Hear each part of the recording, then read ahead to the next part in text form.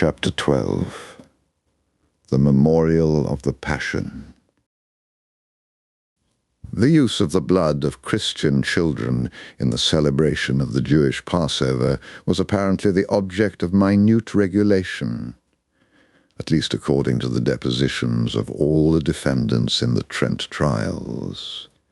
These depositions describe exactly what was prohibited, what was permitted, and what was tolerated, all in meticulous detail. Every eventuality was foreseen and dealt with.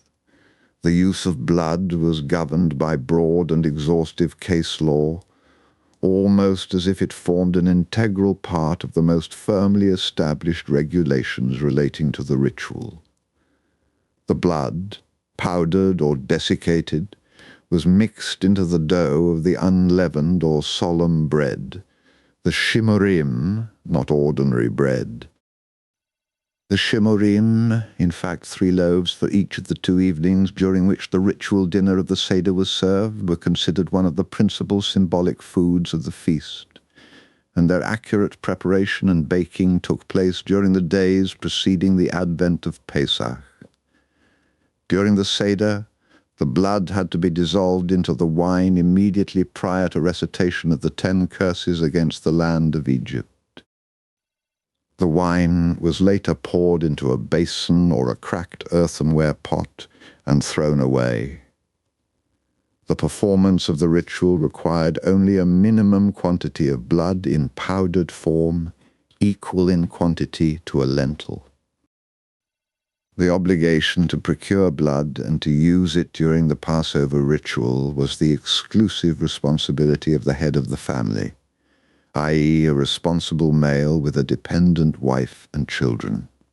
Bachelors, widowers, guests, and employees, all those without dependent family, were exempt. In view of the difficulty of procuring such a rare and costly ingredient, it was anticipated that the wealthiest Jews would provide blood for the poorest Jews, an eccentric form of charity benefiting heads of families disinherited by fate. Samuele de Nuremberg reported that the evening before Pesach, when they stir the dough with which the unleavened bread, the shimurim, is later prepared, the head of the family takes the blood of a Christian child and mixes it into the dough while it is being kneaded, using the entire quantity available, keeping in mind that the measure of a lentil is sufficient. The head of the family sometimes performs this operation in the presence of those kneading the unleavened bread, and sometimes without their knowledge, based on whether or not they can be trusted. Maestro Tobias restricted himself to recalling that every year the blood, in powdered form, is kneaded into the dough of the unleavened bread prepared the evening before the feast, and is then eaten on the solemn day, i.e. the day of Passover. This testimony was confirmed by Mir Mohar, the son of Mosè, the old man of Würzburg, as well as by the convert Giovanni da Feltre, who had seen his father Shochat Sacheto perform the ritual while still living at Landshut in Bavaria. Isacco da Gridel, Angelo da Verona's cook, admitted to kneading the shimurim containing blood for 8 years, preparing it for the celebration of the Seder.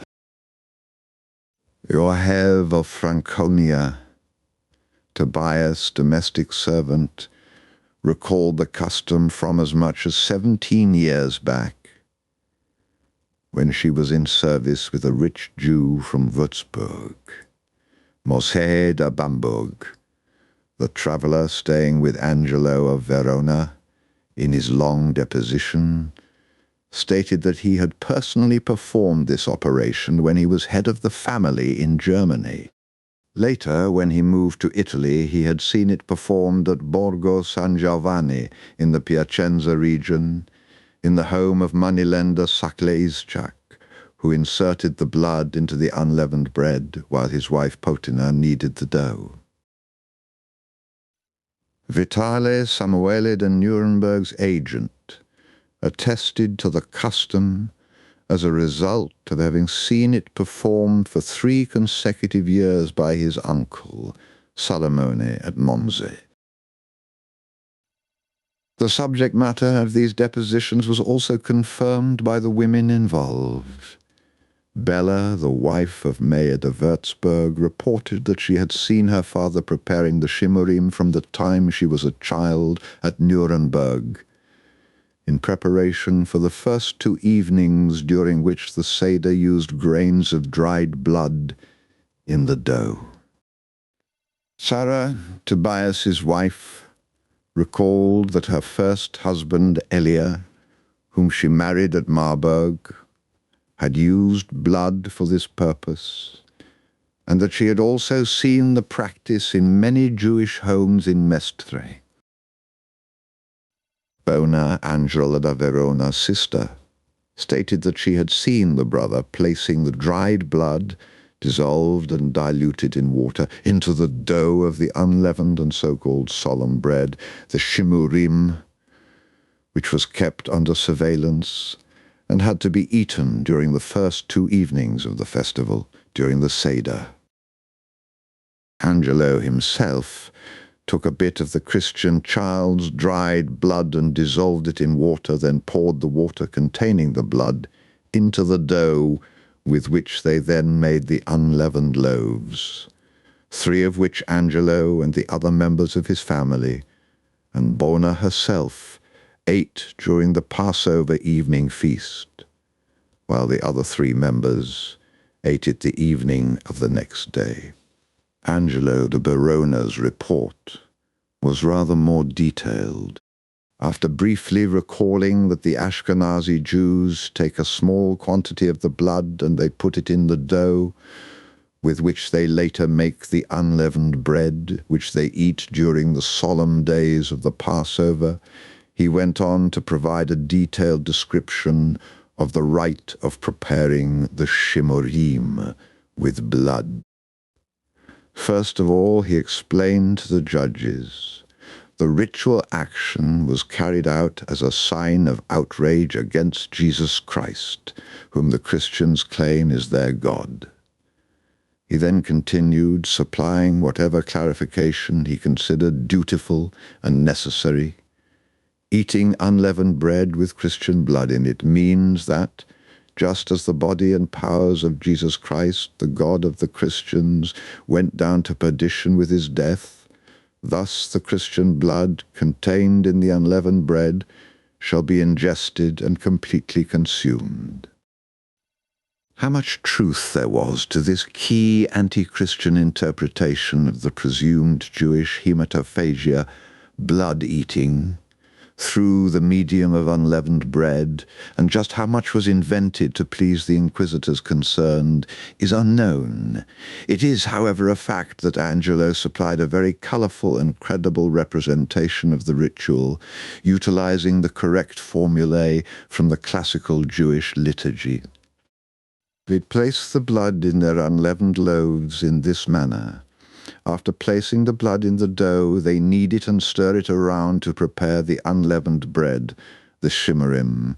Then they poke holes in it, pronouncing these words, Chen echeresu chol hoiveha, which, translated, means, thus may our enemies be consumed. At this point, the unleavened loaves are ready to be eaten. This Hebrew invective is not an invention. It may in fact be found among the blessings and curses pronounced during the so-called Haggadah of the Jewish New Year, Rosh Hashanah, just before the feast dinner. On this occasion, the reading of the various formulae was accompanied by the consumption of vegetables and fruit, in addition to fish and a lamb's head, recalling, by means of a pun on their Hebrew names, the type of blessing or curse which the reader intended to pronounce.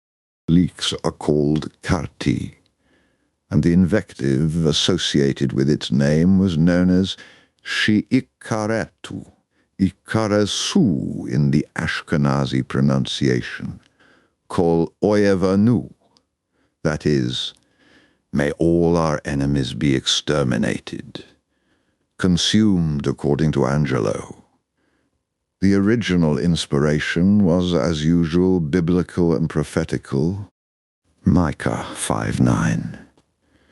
And all thine enemies shall be cut off.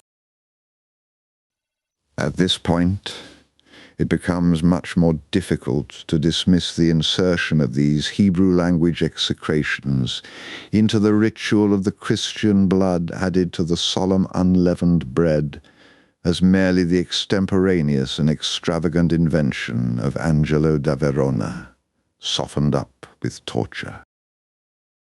From Samuele da Nuremberg and Angelo da Verona, from Maestro Tobias and Anna da Montagnana, all the accused at Trent were agreed in affirming that the head of the family who was required to perform the task of directing the reading of the Haggadah did not shake the blood into the wine before starting the Seder or during the initial phases of the celebration, but only when they were about to recite the 10 curses of Egypt. Recalling the years of his stay in the Jewish quarter of Nuremberg with various employers such as Lazzaro, Giosia, and Moshe Loff, Moseda Ansbach, the teacher of Tobias's children, stated that the head of the family placed the blood in the wine at the precise moment of the commemoration of the so-called 10 curses, i.e. the plagues of Egypt.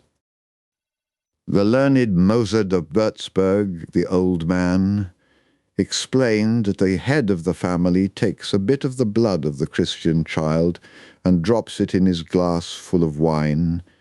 Then, putting his finger in the wine in which the blood of the Christian child has been shaken, he sprinkles the table and food on the table with it, pronouncing the Hebraic formula in commemoration of the 10 curses which God sent to the refractory Egyptian people who refused to liberate the Jewish people.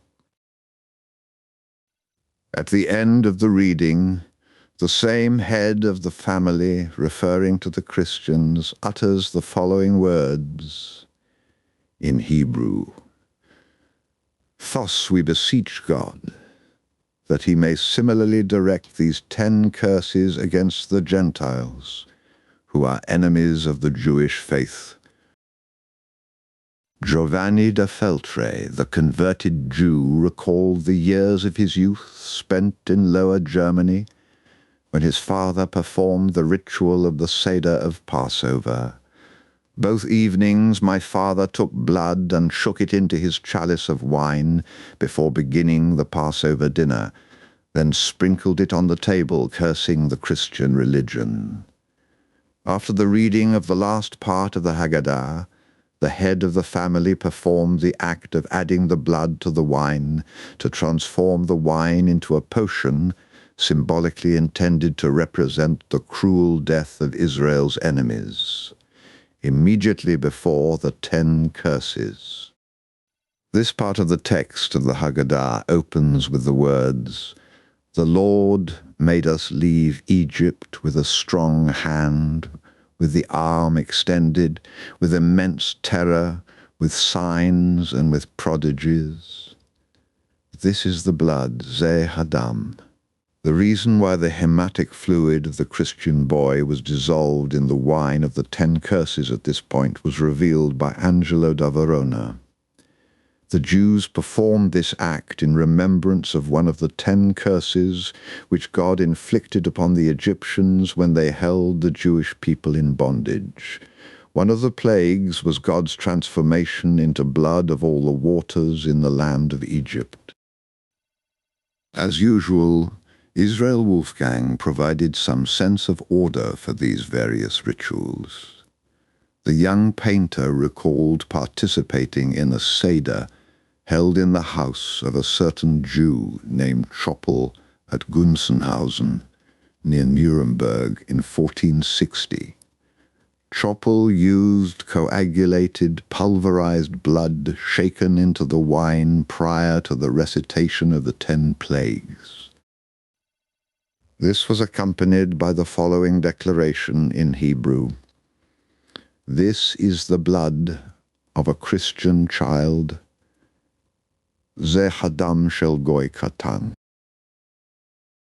According to what may be gathered from Israel Wolfgang's account, after the reading of this fragment of the Haggadah, which began with the words Ze hadam, "This is the blood," the head of the house brought the ampule containing the powdered blood to the table, added a bit of the contents to the wine in his chalice, and recited the analogous formula beginning with the same words, Ze hadam, but in reference to the blood of the Christian child, not in reference to the first plague of Egypt.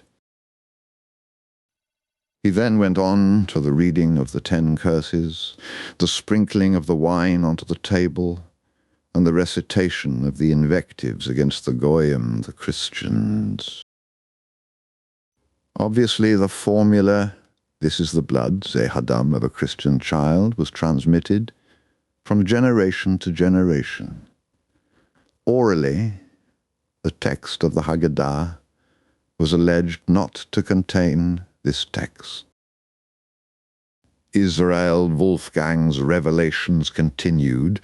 In 1474, he said he had participated in the celebration of the Jewish Passover at Feltre, at Abramo's house, Abramo being a moneylender in that city.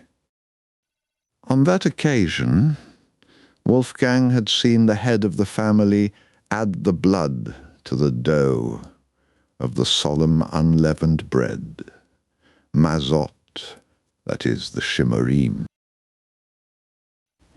During the evening ritual of the Seder, Abramo da Feltre, in preparation for the reading of the 10 curses, came to table with a glass phial containing a small quantity of dried blood, the size of a nut, and shook a pinch of it into the wine, pronouncing the usual formula of the Ze hadam. This is the blood of a Christian child. He then began the recitation of the plagues, pouring the wine onto the table and cursing the Gentiles hostile to Israel. Lazzaro, employed at Angelo da Verona, also told the judges that he had seen the rite performed by his uncle Israel, the influential Ashkenazi banker at Piacenza, who occupied the function of treasurer in the Jewish community of the Duchy of Milan.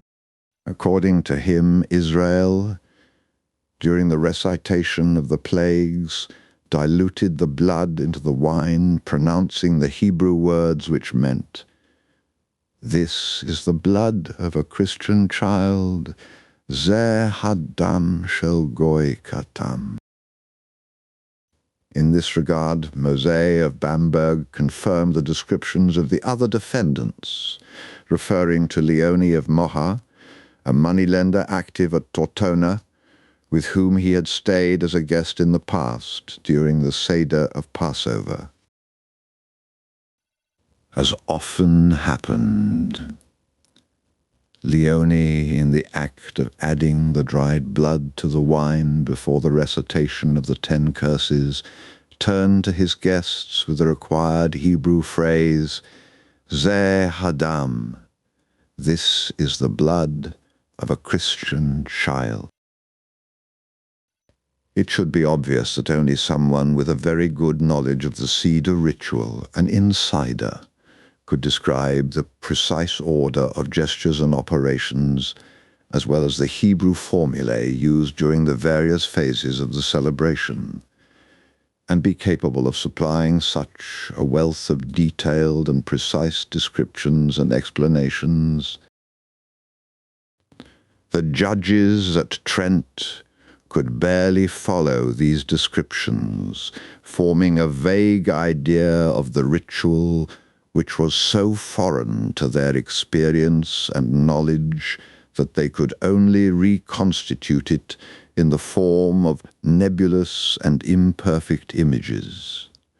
The Italian notaries then had their work cut out for them in attempting to cut their way through this jungle of incomprehensible Hebrew terms pronounced with a heavy German accent. But on the other hand, what interested them, beyond the particulars of difficult comprehensibility, was establishing where these Jews used Christian blood in their Passover rites, adding it to the unleavened bread and the wine of the libation. Imagining that the judges dictated these descriptions of the Seder ritual with the related liturgical formulae in Hebrew does not seem very plausible. Goy Katan, little Christian. The expression used in referring to the ritual murder victim, who was usually nameless, is said to have been used during the act of adding his blood to the symbolic foods to be exhibited and consumed in the Seder dinner. This expression, although not at all neutral in view of the negative and pejorative connotations attributed to Christians in general, was certainly less contemptuous than the term normally used by German Jews with reference to a Christian child. For example, the word shekes possesses the sense of something abominable, while the feminine shiksa is a neologism used in particular in reference to Christian girls engaged in romantic relations with young men of the race of Israel. The diminutive Italianized term of endearment, sigazzello, was in use among the Ashkenazi Jews of Venice until relatively recent times.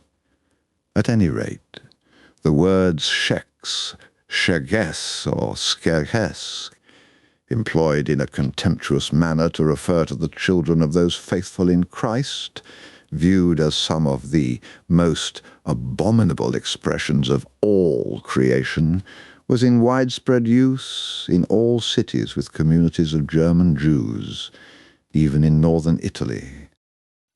It should be noted that the term is absent from the records of the Trent trials, but the terms goy, literally people, nation, with reference to Christians generally, and goy katan, little Christian, in the sense of a child belonging to the faith in Christ, were used instead. In his fierce invective against the Jews, the Venetian convert Giulio Morosini did not fail to censure the virulently anti-Christian education imparted by Jews to their children, according to Morosini, as well as the offensive terminology utilized by Jews in Hebrew to insult Christian children and their churches. You are accustomed to instilling in those little children, along with their mother's milk, the observance and the concept of the law and the holy language, with Hebrew names for many things.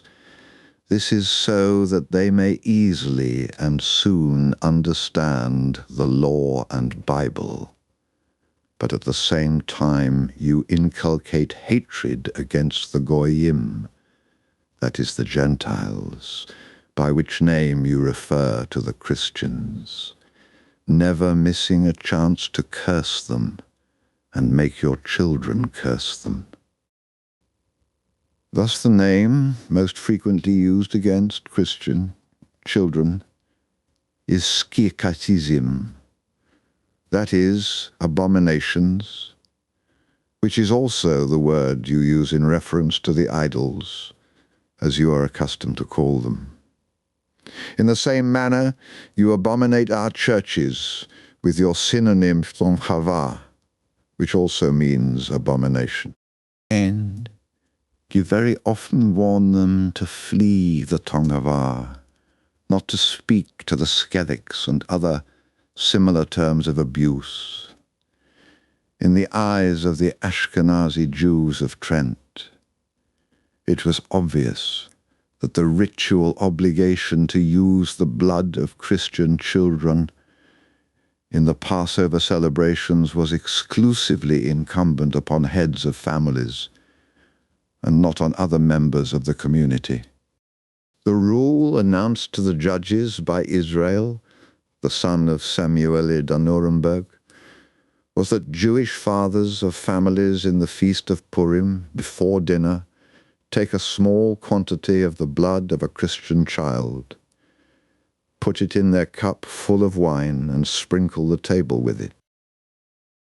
Angelo of Verona placed it in the category not of ritual regulations, but of customs, Hebrew, minhag, Latin, mos, and, always with patience and in a summary manner, explained that the established custom is that the head of the family, and no one else, must place the powdered blood in the unleavened bread in the time of the Passover.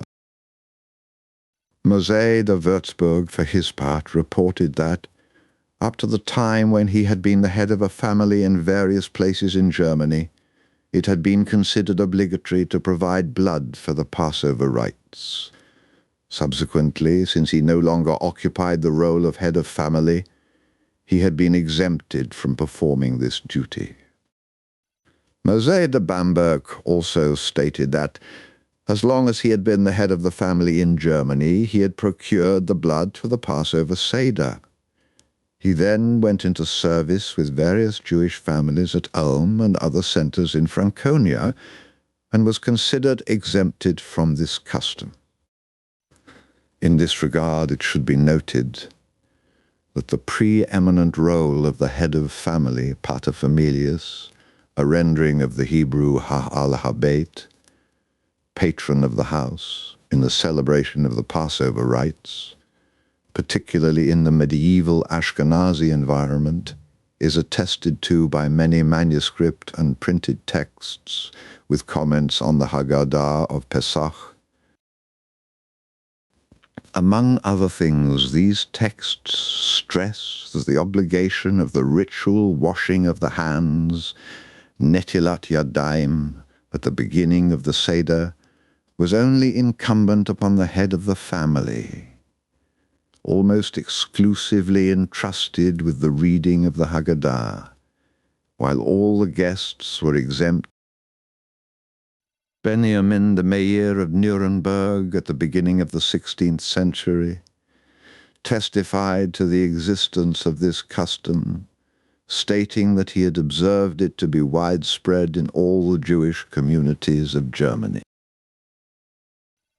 I have noticed that most of the time, wrote the German rabbi, the ritual washing of the hands in the Passover Seder is performed only by the head of the family, while the guests do not wash their hands at all.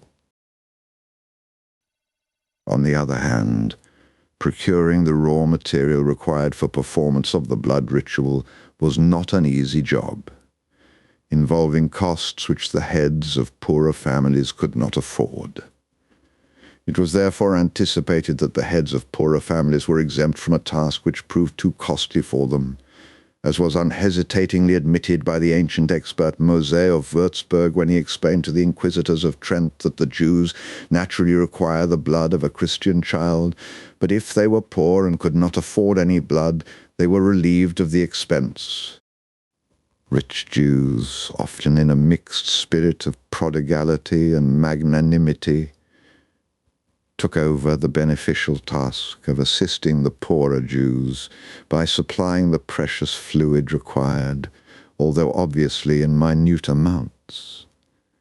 Isacco de Gradel, Angelo of Verona's cook, recalled that when he was in service with the head of a family at Kleberg, a rich relative of his wife supplied them with a small preparation of dried blood at no charge, stating that it was customary to do this for the poor.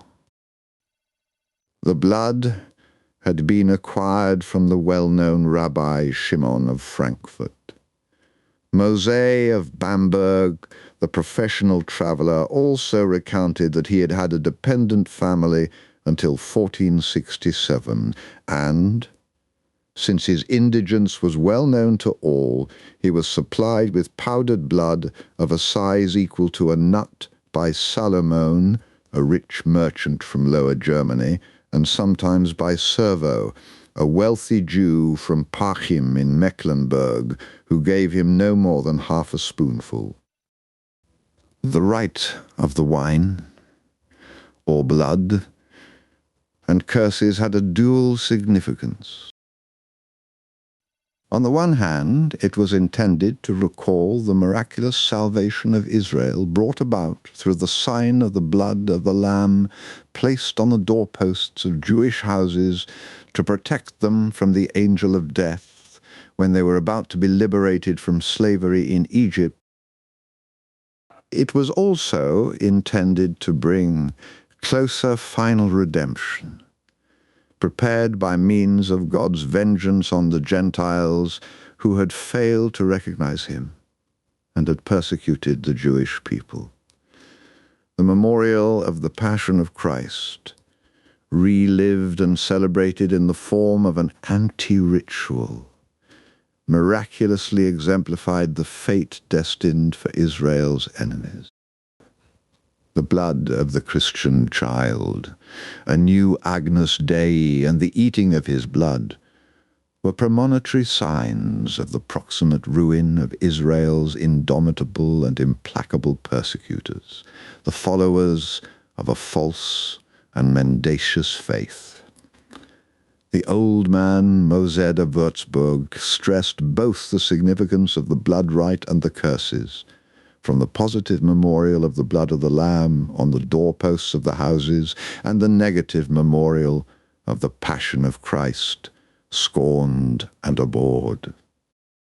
According to the laws of Moses, it is commanded of the Jews that, in the days of the Passover, every head of family should take the blood of a perfect male lamb and place it as a sign on the doorposts of the dwellings. Nevertheless, since the custom of taking the blood of the perfect male lamb was being lost, and in its place the Jews now use the blood of a Christian boy, and they do this and consider it necessary as a negative memorial of the passion of Jesus, God of the Christians, who was a male rather than a female, and who was hanged and died on the cross in torment in a shameful and vile manner. Israel, Samueli of Nuremberg's son, referred to the rite's ancient value in a response to his judges relating to the significance which came to be attributed, over time, to the mixing of the blood into the unleavened bread. "We consume it in the unleavened bread," he said, "as a memorial of the blood with which the Lord commanded Moses to paint the doorposts of the doors of Jewish houses when they were the slaves of the Pharaoh." On the other hand, Vitaly Weissenberg, Samueli's agent, preferred to confer a second meaning upon the rite, that is, that of an upside-down memorial to the Passion of Christ, considered as an emblem and paradigm of the fall of Israel's enemies and of divine vengeance, forewarning of final redemption. "We use the blood," he declared, "as a sad memorial of Jesus, in outrage and contempt of Jesus, God of the Christians, and every year we do the memorial of that passion. In fact, the Jews perform the memorial of the Passion of Christ every year by mixing the blood of the Christian boy into their unleavened bread." The origins of the ritual of the use of blood in the Passover dinner are not very clear, nor do we know the names of the rabbinical authorities who presumably taught it.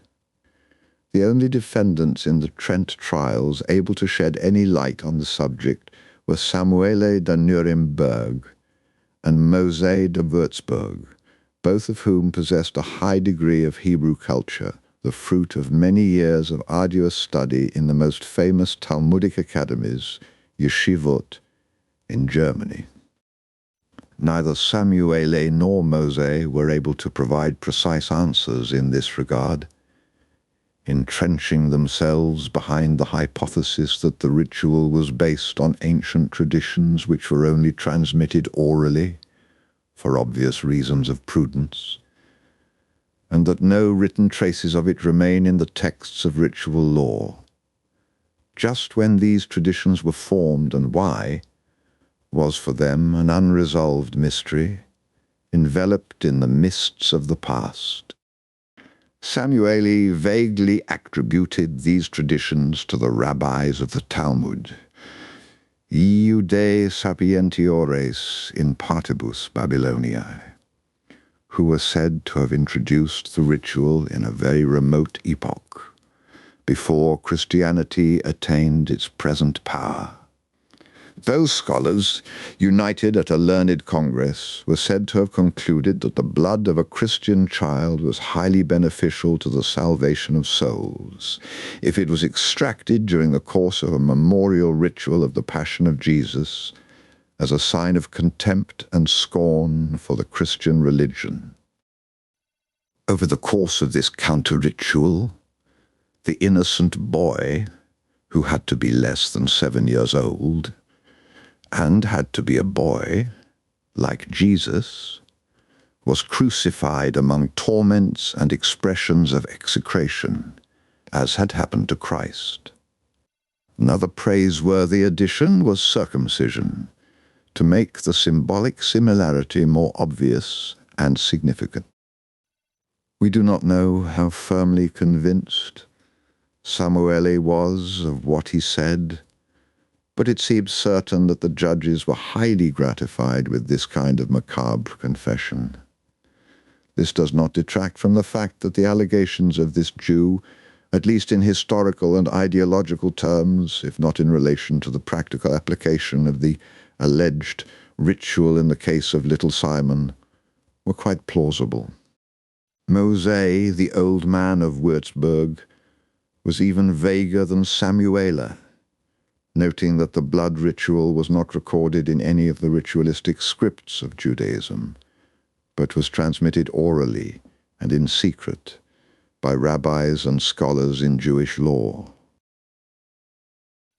Moses nevertheless confirmed that the Christian boy who was to be crucified during the rite in commemoration of the Christ's shameful passion had to be less than 7 years old and of the male sex. In accordance with Samuele de Nuremberg's statements, we believe that the blood of the sacrificed Christian boy is of great benefit in the salvation of our souls. It was the custom attributed to the participants in the blood ritual to perform collective acts, even if only symbolic, to stress their intervention in the ceremony, such as that of touching the victim's body.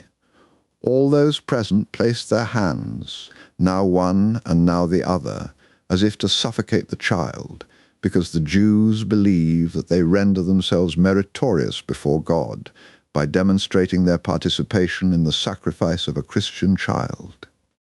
Isacco da Gridel, Angelo da Verona's cook, in effect, affirmed this in his confession by describing his own participation in a ritual child murder committed at Worms in 1460, according to him. In a certain sense, this behavior recalled the collective funereal rituals proper to the Judaism of the German territories during medieval times, testified to, among other things, in the writings of Rabbi Shalom of Wiener Neustadt. These writings include a description of the Hackerfoth, the circular procession around the coffin of the deceased by the persons present at the funeral to drive evil spirits away from the soul of the deceased, which reveals undoubted links with the Kabbalah, the collective custom of placing the hand on the casket or the tomb to implore divine mercy in favor of the deceased, and finally, the custom of placing a tuft of grass, a clod of earth, or a stone or pebble on the mound to testify to their own presence at the burial. while Samuele da Nuremberg remained more or less deliberately vague with regards to the origins of the custom of using the blood of the Christian child in the rituals of the Jewish Passover, he was very precise in discussing the persons who had transmitted and taught him these regulations orally. David Sprins had actually been his rabbi and teacher, with whom Samuel had studied lovingly and with great success 30 years before, in the yeshiva of Bamberg and later in the yeshiva of Nuremberg. Samuel knew that Sprins had since moved to Poland, but didn't know whether or not he was still alive. David Diebel Sprins was actually a rather well-known rabbi. Born in 1400, he had governed the Talmudic Academy of Bamberg until 1448 and moved to Nuremberg around the middle of the century, taking control of the local yeshiva. He was still alive in 1474, carrying on his activity at Poznan in Poland. Samuel's information in this respect was therefore correct, although we have no way of knowing how much truth there might be in his assertions relating to the subject of the teachings which Sprins is alleged to have imparted orally in relation to the blood ritual. It is, however, a fact that 3 German rabbis, all of top-level importance, were implicated in the Trent trials in various ways relating to the transmission of traditions relating to ritual child murder, the use of blood in the Jewish Passover, and the contemptuous commemoration of the Passion of Christ. Together with David Tebel Sprins of Bamberg, we find the names of Judenmeister Moshe of Halle, who also moved to Poznan just like his predecessor, and Shimon Katz, president of the Rabbinical Tribunal of Frankfurt am Main. It seems hardly accidental to me that none of the Ashkenazi rabbis, from the most famous to the least well-known, active in the German-origin Jewish communities of northern Italy, are mentioned in the trial records. The only rabbis mentioned are ones whose activity was always carried on in Germany. The observation that neither Italian Jews nor Italian Jewish communities were ever accused of committing ritual child murders compelled the Trent judges to investigate this phenomenon in order to determine whether or not the Italian Jews were simply unaware of the custom or rejected it as contrary to the principles of Judaism, in contrast to the Jews of Germanic origin. If he had been able to speak freely, Samuele, from the lofty height of his Hebraic doctrine of Ashkenazi origin, might have replied with ill-concealed scorn that Italian Jews were not authoritative because they were ignorant in terms of rabbinical culture, not very observant, and very careless about the observation of ritual standards. Instead, he restricted himself to admitting that Italian Jews did not possess this custom in their texts, nevertheless adding immediately afterwards that it appeared in the texts of Jews from overseas, an intentionally inexact term, perhaps an allusion to the Judaism of Babylonia and indirectly to Ashkenazi ultramontane Judaism.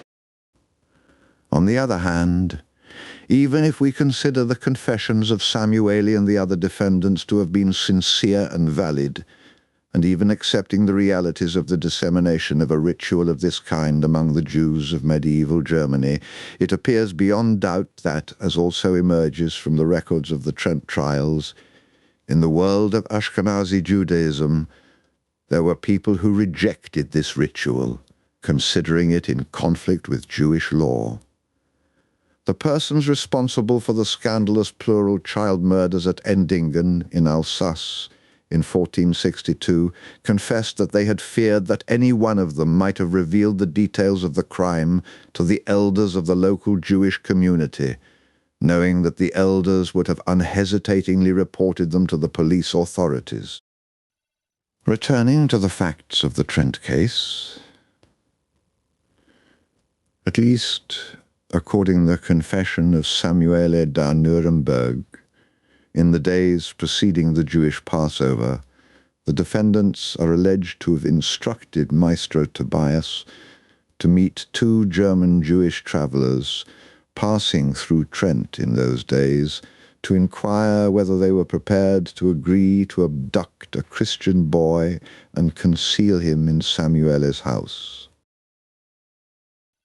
But the two Ashkenazi Jews, David and Lazaro of Germany, decisively rejected the proposal, notwithstanding the fact that it was accompanied by an offer of the considerable sum of 100 ducats. They had no intention of getting mixed up in matters of this kind. The words of the two travelers clearly reveal their capacity as emissaries from the Jewish communities of Germany, who were, as usual, invited to Italy every year in the spring to arrange for the purchase of cedars for the autumnal feast of the Capan o Frascate. Little sheds and covered market stalls, the Jewish feast of the autumn harvest, Sukkot. In general, the objective of these specialist wholesale suppliers of ritual oranges for German Judaism was the Italian Riviera, particularly San Remo.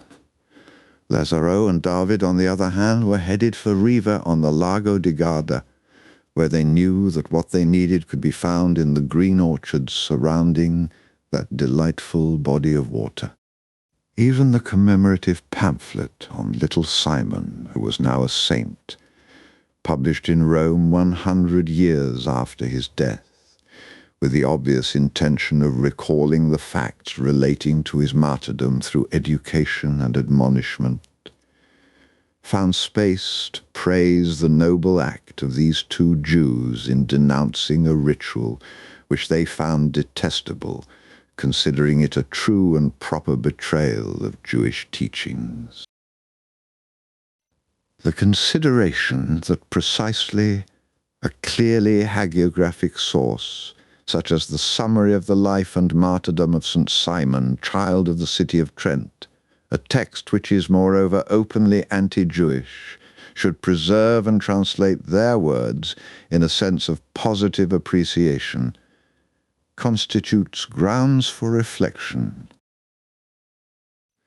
If nothing else, it sounds like a confirmation of the existence of a general belief that Ashkenazi Judaism was anything but monolithic in this sense. They, Lazaro and David, prudently responded that they did not wish to commit similar follies, and that they, with Moshe, wished them ill because God did not command such things. On the contrary, he says, "Thou shalt not kill," and that child murder was a new ceremony and against the law, which did not wish God's followers to shed innocent blood, such as that of a child, just because the child was a Christian. And if they thought about these things properly, they would discover that they were entirely invented, because there was no basis for them in the texts. Apart from that, they said that it was not right for a Jew to eat blood, as these men wished to do, by kneading the unleavened bread with a certain amount of blood.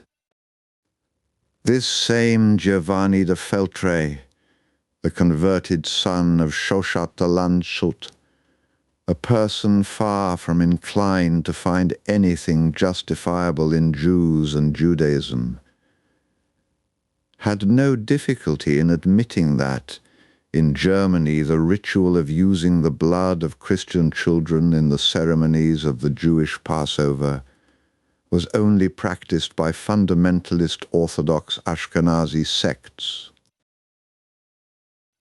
The same summary of the life and martyrdom of St. Simon briefly reports the ex-Jews' explicit notes in this regard.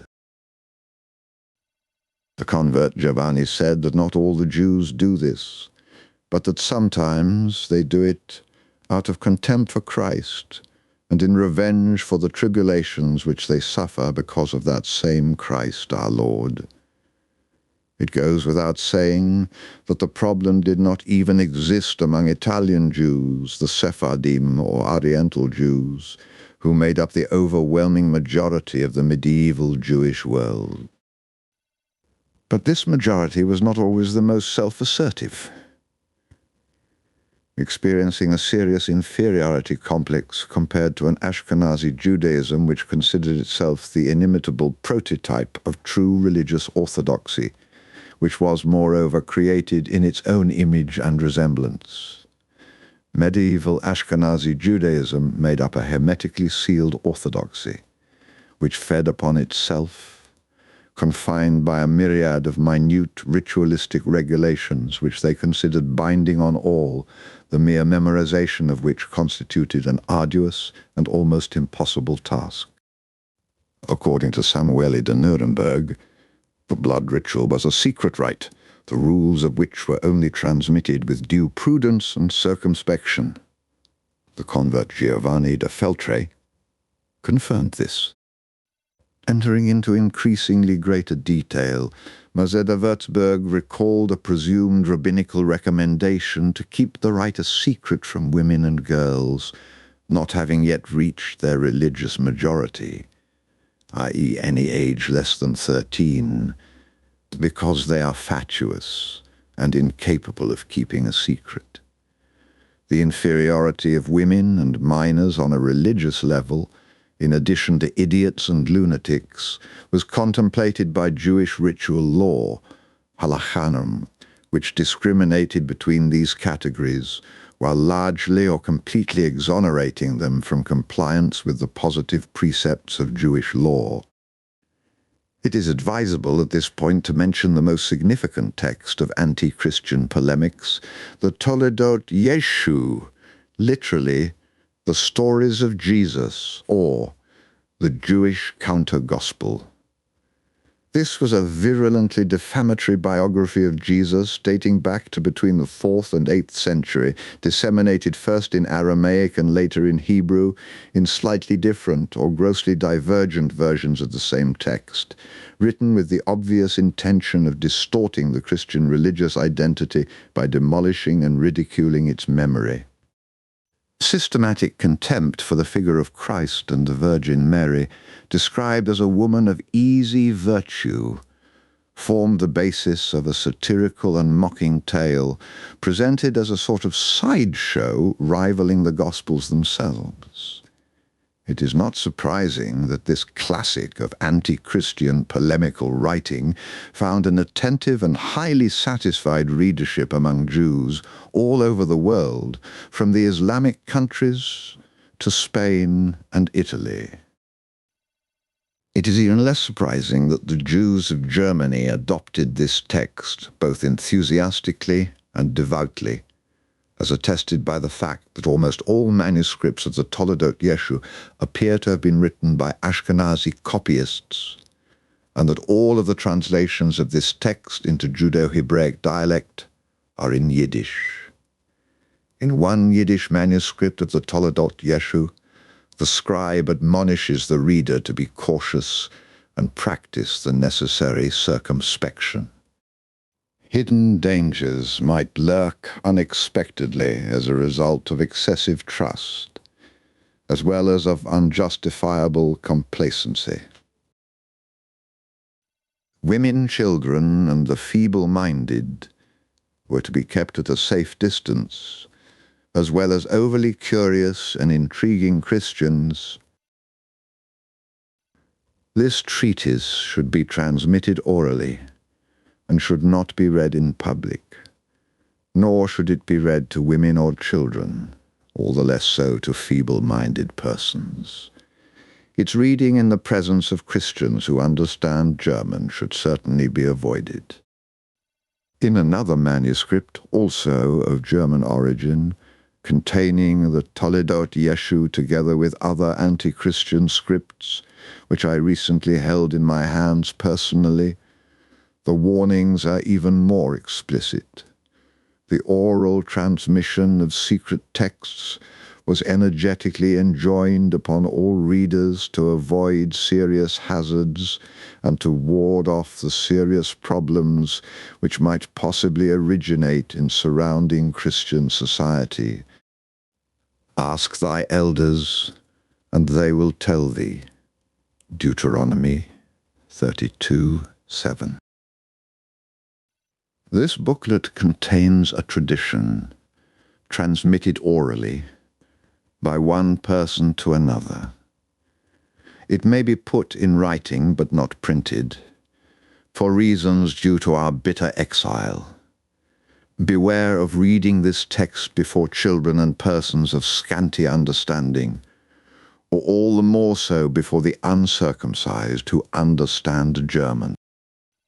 For this reason, he who is wise shall know how to understand and maintain silence, because these are unpropitious times.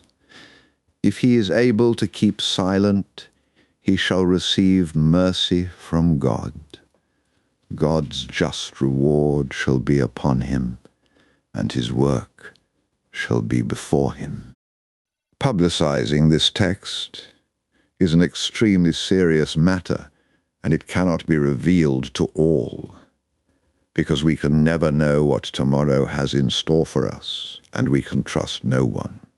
I have written the text in intentionally allegorical and obscure language, because we have been selected as the chosen people, and we are permitted by God to use mysterious imagery.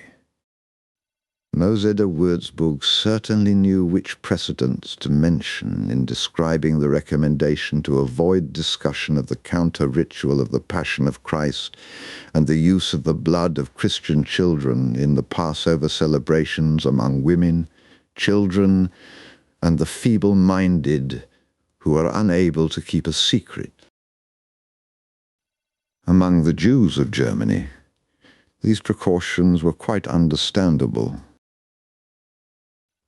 Their violent anti-Christian feelings and expressions, both ideological and ritualistic, in which these feelings found an outlet and a reflection, necessarily had to be surrounded by a protective aura of secrecy and omertà, fatalistic manliness, because any indiscretion in this regard, either deliberately or through naivete, could be the precursor of struggle and tragedy.